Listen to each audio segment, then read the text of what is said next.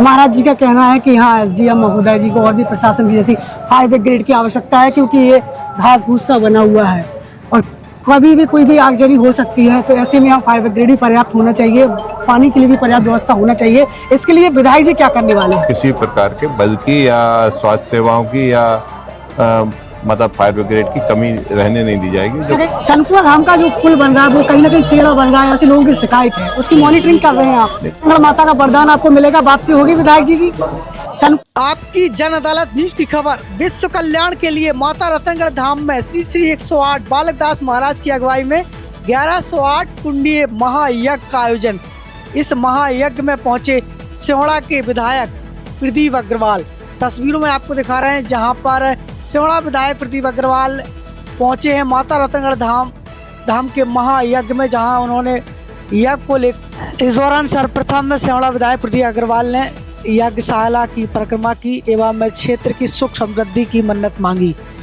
अब तस्वीरों में दिखा रहे हैं जहां पर सिहोड़ा विधायक प्रदीप अग्रवाल इस महायज्ञ में पहुंचे हैं, जहां पर उनका सभी आगंतुकों ने उनका आभार व्यक्त किया। इस दौरान सर्वप्रथम सिहोड़ा विधायक प्रदीप अग्रवाल ने श्री श्री 108 बालक दास महाराज जी से आशीर्वाद प्राप्त किया, जहां पर बालक दास महाराज जी ने भी सात श्रीफल भेंट कर आशीर्वाद प्रदान किया। इसके साथ ही सिहोड़ा विधायक प्रदीप अग्रवाल ने 11,000 रुपए की दान राशि इस महायज्ञ में भेंट की। महायज्ञ के प्रबंधन को लेकर इस दौरान सिहोड़ा विधायक प्रदीप अग्रवाल ने डॉक्टर सीताराम सिंह देव से भी मुलाकात की एवं यज्ञ का जायजा लिया है।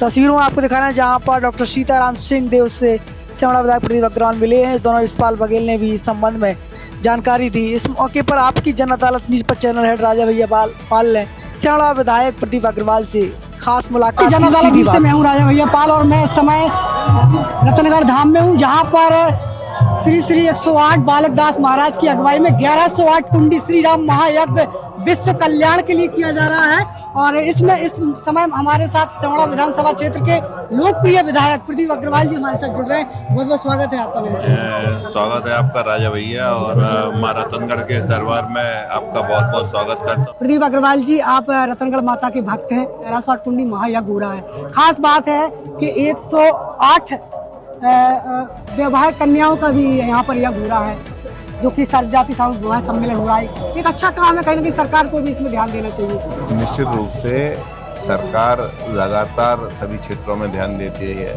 हमारे यशस्वी मुख्यमंत्री जी भी, कल उनके बेटे का ब्याह है, वो भी सामाजिक इससे ही ब्याह कर रहे हैं अपने।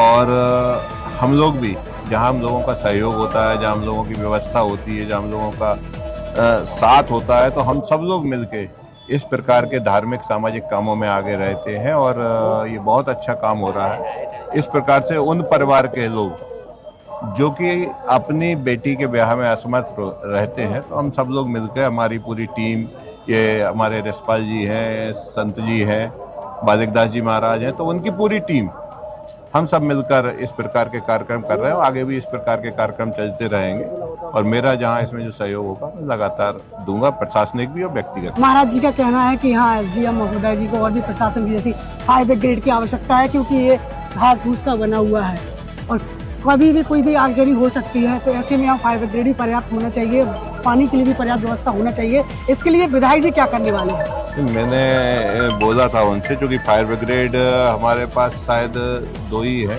एक इंदरगढ़ में और एक सिहोड़ा में। ग्रामीण क्षेत्र में फायर ब्रिगेडों की व्यवस्था है नहीं, लेकिन टैंकर और अन्य माध्यमों से मैं भी लगातार मॉनिटरिंग करता हूँ और किसी प्रकार की समस्या माई की कृपा से आएगी नहीं। और पुलिस प्रशासन की व्यवस्था की जरूरत पड़ेगी सुरक्षा के लिए।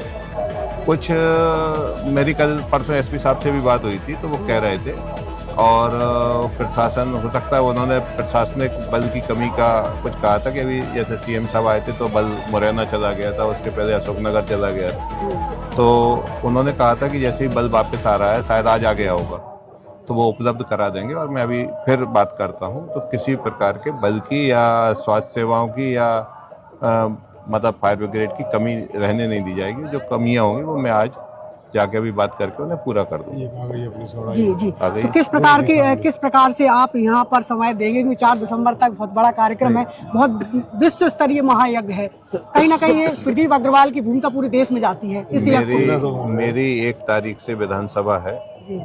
और मैं वहाँ रहूँगा, लेकिन मेरे अपने कार्यकर्ता और मेरे अपने सभी लोग यहाँ उपस्थित रहेंगे और मैं वहाँ से संभव हुआ तो बीच में एक दिन की मुझे छुट्टी मिलेगी 3 तारीख की, तो मैं 3 तारीख को यहाँ उपस्थित रहूँगा। बाकी कुछ सामाजिक मतलब ये विधानसभा है तो मुझे वहाँ उपस्थित रहना अनिवार्य है, इसलिए मैं 2 दिन के लिए वहाँ जाऊँगा।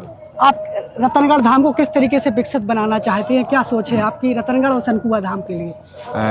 आप देख रहे होंगे कि पिछले 10 सालों में माता रतनगढ़ के स्थान पे जो विकास हुआ है, ये पहले तो मैं जब आया था 2003 में तो यहाँ रास्ता भी नहीं था, मैं खेतों से होके आया था और व्यवस्था के नाम पे कुछ भी नहीं था।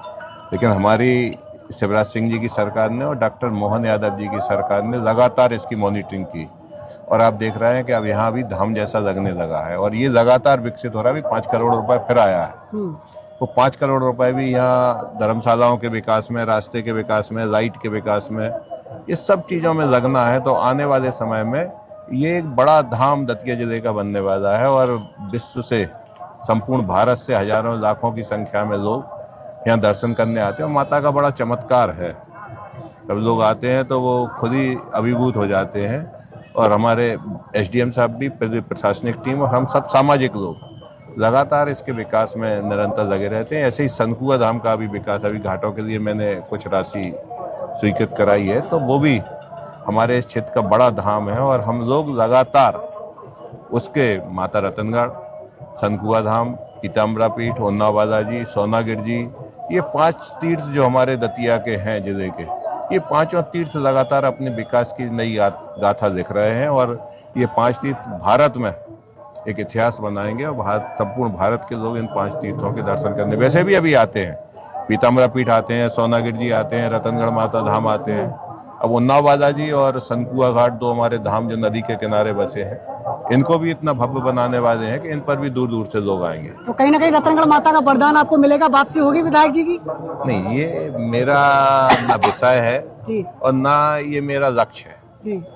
मेरा काम अपने दैनिक स्वरूप में जनता की सेवा करना है। आज मैं जो हूँ मैं उस रूप में जनता की सेवा करता हूँ। मैं नहीं था बीच में विधायक, तब भी मैं सेवा करता था। मैं राजनीति में नहीं था, तब भी मैं करता था और राजनीति में नहीं रहूंगा तब भी मैं अपने माध्यमों से जनता की सेवा करूंगा। मेरा लक्ष्य प्रतिदिन अपनी क्षमता के अनुसार लोगों की सेवा करना है और वो रहेगा।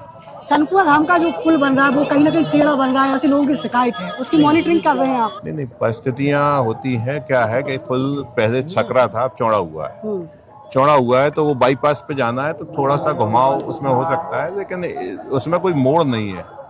ये घुमाव तो जब हमें भाई बाईपास पे ले जाना है तो वो कहीं ना कहीं तो घूमेगा कि नहीं घूमेगा, तो वो उस हिसाब से उनकी अपनी टेक्निकल वो होती है। और इस प्रकार कोई ऐसा नहीं है कि कोई अज्ञान व्यक्ति बना रहे हो, और उसके बाद भी यदि कोई टेक्निकल फॉल्ट होगा तो एक बार उसका निरीक्षण करके और उसमें सुधार करने का काम करेंगे। समर्पित होकर ही कोई काम करे।